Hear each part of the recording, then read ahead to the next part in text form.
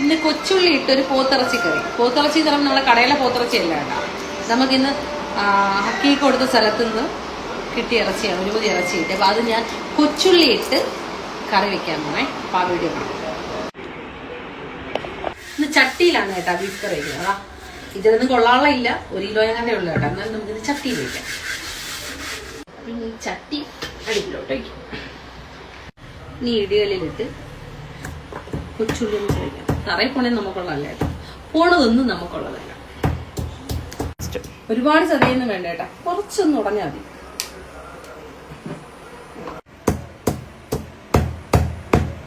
പിന്നെ ഒരു ഭംഗിക്ക് വേണ്ടി നമുക്കൊരു സവാളയും കൂടെ ചേർത്ത് കൊടുക്കാം കേട്ടോ. എൻ്റെ ഒരു സമാധാനത്തിനാണ്, അല്ലെങ്കിൽ രസമില്ല എനിക്ക്. സവാള ഒരു ഭംഗിക്കാണ് കേട്ടോ. നിങ്ങൾക്ക് വേണമെങ്കിൽ ചേർത്താൽ മതി. വെറും കൊച്ചുള്ളി മാത്രമാകുമ്പോൾ എനിക്കൊരു സമാധാനമൊക്കെയാണ്.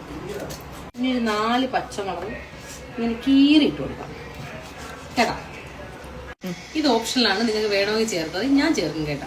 നല്ല നാടൻ തക്കാളി അതിങ്ങനെ എടുത്ത് വെട്ടിക്കീറി ചണ്ടാമണ്ട വെട്ടിക്കീറി ഇടണം. ഇഞ്ചിയും വെളുത്തുള്ളിയും കൂടെ ചതച്ച് വെച്ചിട്ടുണ്ട് കേട്ടോ. ഇനി നമുക്ക് പാചകം തുടങ്ങാം. വരും. ചട്ടി നല്ല ചൂടായിട്ടുണ്ട്. ആ ചട്ടിയിലോട്ട് നല്ല വെളിച്ചെണ്ണ നല്ല തണുപ്പായോണ്ടാണ് കേട്ടോ ഇങ്ങനെ കട്ടയായിപ്പോയി. കുറച്ചുകൂടെ വീത്താം. ഞാൻ പിശുക്കാണെന്ന് നിങ്ങൾ പറയില്ലേ. ഇനി നമ്മളെ ഉലുവ ചൂടായ എണ്ണയിലോട്ട് ഉലുവ ഇട്ടു. ഭയങ്കര ഭംഗിക്കാണ് എയർ ടൈറ്റ് ഒക്കെ മേടിക്കണം കേട്ടോ. തുറക്കാൻ 2 പേര് സഹായം വേണം. തുറക്കുമ്പോൾ അതിൻ്റെ സാധനം എന്താ ഇങ്ങനെ ഇരിക്കും. പിന്നെ അതിനെ എടുത്ത് വെച്ചിട്ട് തിരിച്ച് ഈ അടപ്പിൽ വയ്ക്കണം. അടപ്പിലിങ്ങനെ വയ്ക്കാം. വെച്ചിട്ട് വലിയ ജീരകം, പെരിഞ്ജീരകം എന്ന് ഇവിടെ പറയും, നിങ്ങളുടെ നാട്ടിൽ എന്തിനു പറയുന്നത്, അതും കൂടെ ഈ ഉള്ളിയെ കുറിച്ച് അകലം അങ്ങോട്ട് ഇട്ട് കൊടുക്കും.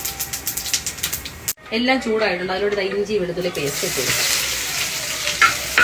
നിങ്ങൾ ഇങ്ങനെയുള്ള വയ്ക്കുന്നത് എനിക്ക് അറിഞ്ഞൂടാ. നിങ്ങൾ വെക്കുന്ന രീതി എനിക്ക് കാണാൻ കഴിയും. ഞാൻ പല രീതിയിൽ വയ്ക്കും കേട്ടോ ബീഫ്. ഇനി ഇതിലോട്ട് അരിഞ്ഞു വെച്ചിരിക്കുന്ന ഇത്രയും സാധനം തട്ടും. പിന്നെ അന്ന് ഞാൻ മറന്നുപോയ ഐറ്റം കറിവേപ്പില ഇട്ടിട്ട്, ഞാൻ വിചാരിച്ചൊരു പൊട്ടിൽ കറിവേപ്പില ഇട്ടാൽ പൊട്ടിയില്ല കേട്ടാ, എനിക്കബദ്ധം പറ്റില്ല. എന്നിട്ട് നമ്മൾ അങ്ങോട്ടും ഇങ്ങോട്ടും ഇങ്ങനെ ഇളക്കിക്കൊണ്ടേയിരിക്കും. എൻ്റെയൊക്കെ സാധനം മേടിക്കാൻ കൊടുക്കും സിപ്പപ്പ് ആയിട്ടൊന്നും കേട്ടാ. സിപ്പപ്പൊക്കെ കുടിച്ച് നല്ല ജോളിയായിട്ട് നമുക്ക് ബീഫ് കറി വയ്ക്കാം. അയ്യോ, നമ്മൾ ഉപ്പിട്ടില്ല. വാടാൻ വേണ്ടി നമുക്ക് ഹോം ക്രീം കുടിച്ചാൽ പെട്ടെന്ന് വാടണേ. അപ്പം എന്തെങ്കിലും അടുപ്പി വെച്ചാൽ ഇതൊരു ചടങ്ങാണ്, ഇങ്ങനെ ഇളക്കിക്കൊണ്ടേ നിൽക്കണം. അത് ചട്ടിയിലാവുമ്പോൾ ഇത്തിരി കൂടെ ഇഷ്ടം കൂടുതലാണ് കേട്ടോ. ഇനി മഞ്ഞപ്പൊടി ഇടാം.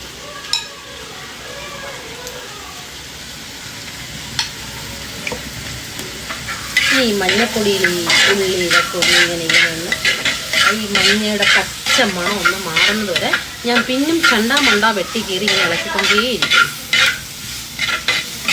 അപ്പം നമ്മൾ ബീഫ് കറി വയ്ക്കുന്നത് നമുക്ക് ബീഫ് ചേർത്ത് കൊടുക്കാം. ഇത് പതക്കരവാണ് കേട്ടോ. ഇത് കൊഴുപ്പാണ്. ഇതെല്ലാണ്.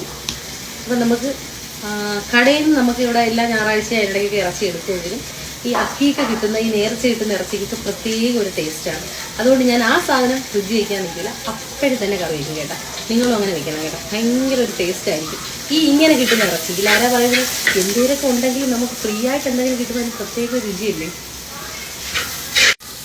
അപ്പം നമുക്ക് ഈ ഇറച്ചി ഈ കൂട്ടിലോട്ട് ഇടാം.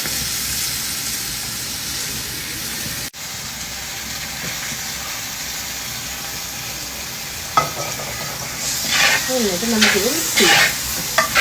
ബീഫ് കറിക്ക് ഞാൻ ബീഫ് ഒരു പകുതി വേവ് കഴിയുമ്പോൾ ഇനിയുള്ള പൊടി ഐറ്റംസൊക്കെ ചേർക്കണം കേട്ടോ. ഇതിൽ കിടന്ന് നല്ലതുപോലെ ഒന്ന് വെന്തതിന് ശേഷം പൊടിയൊക്കെ ചേർക്കും.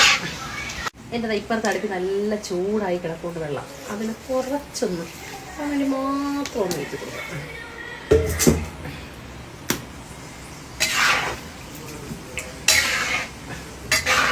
എപ്പോഴും നല്ല തിളച്ച വെള്ളം വീട്ടിനെനിക്ക് വരും. തോനെയല്ല, കുറച്ചൊന്നും കേട്ടോ, കാരണം വെള്ളം അതിൽ നിന്ന് ഇറങ്ങും.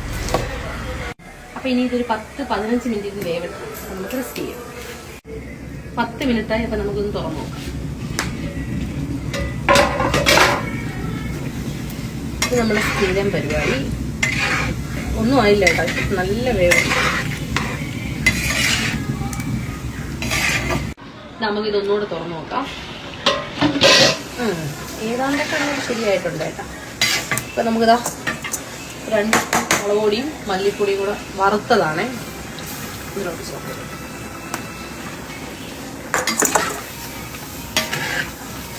ബീഫിന് എപ്പോഴും നല്ല വറുത്ത മുളകും മല്ലിയും ചേർക്കുന്നതാണ് എനിക്ക് കൂടുതൽ ഇഷ്ടം. നിങ്ങളുടെ ടേസ്റ്റ് അനുസരിച്ച്. ഇത് വീഡിയോയിൽ ഏത് കളറാണെന്ന് എനിക്ക് അറിഞ്ഞുകൂടാ, പക്ഷെ നല്ലൊരു കോഫി ബ്രൗൺ കളറായി കേട്ടോ കറി. ഇതാ കുറച്ച് കരിവേപ്പില ഇട്ടു. മതി, എത്ര മതിയേ? കരിവേപ്പിലയ്ക്ക് ക്ഷാമമാണ്.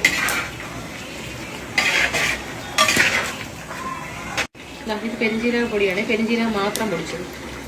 മൂട്ടിലൊരു ശകലം കാണും കേട്ടോ. തീർന്നു കേട്ടോ പെരുംജീരകം.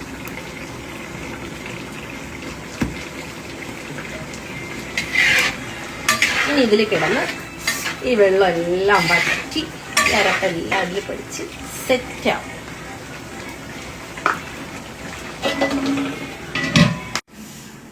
ഇനി ഇതിൽ എനിക്ക് തോന്നുന്നൊരു 10 മിനിറ്റോടെ കിടക്കുമ്പോൾ ശരിയാവും.